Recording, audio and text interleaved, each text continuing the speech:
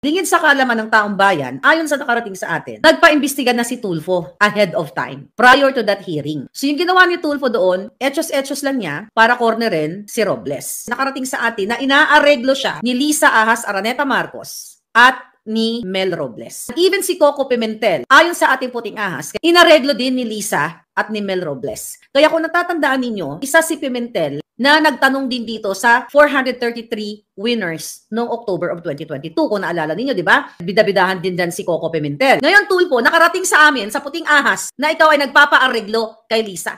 Kaya ba hanggang ngayon, wala pa rin ikaw update sa taong bayan? Kung ito ay natapos mo ng paimbestigahan, bakit hindi mo diniretsyong kasuhan na sa ombudsman? Kunyari, ginigisa-gisa mo si Mel. Bakit? Ayon sa puting ahas, nagpapapresyo ka? Magkano? Ikaw, Coco Pimentel, 400 million? Magkano kay Tulfo? 1 billion?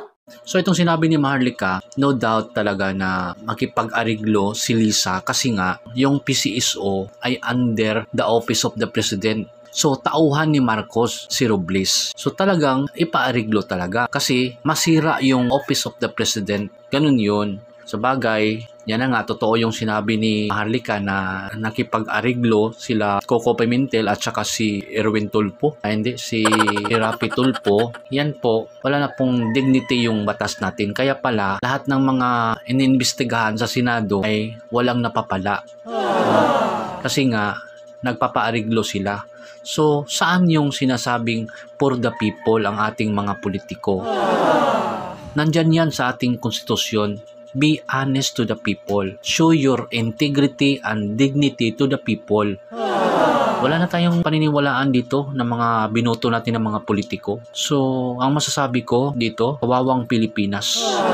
Baguhin na natin to, yung Pilipinas. Kasi nga, sayang yung pera ng taong bayan. Tapos, niloloko lang tayo ng ating government. Yan ang totoo, guys. Kawawang Pilipinas talaga. Kasi tayo naman dito for the people, not for the politician. Ganun yun. Kawawa talaga.